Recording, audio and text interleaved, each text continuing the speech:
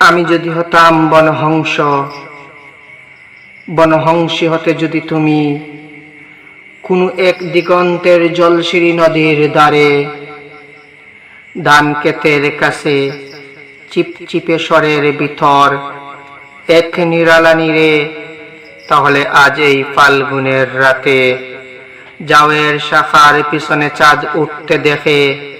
আমরা নিম্নভূমির জলের গন্ধ সেরে আকাশের রূপালী শস্যের ভিতর গা ভাসিয়ে দিতাম তোমার পাখনায় আমার পালক, আমার পাখনায় তোমার রক্তের স্পন্দন।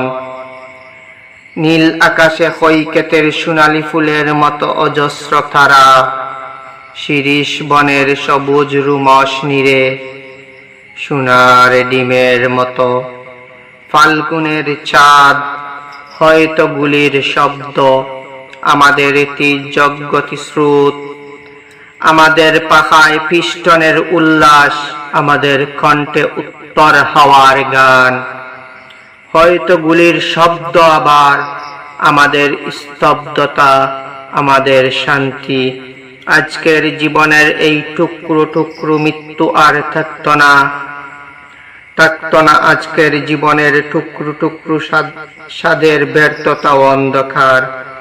আমি যদি বনহংস হতাম, বনহংসী হতে যদি তুমি কোনো এক দিগন্তের জলশিরি নদীর দ্বারে ধান ক্ষেতের কাছে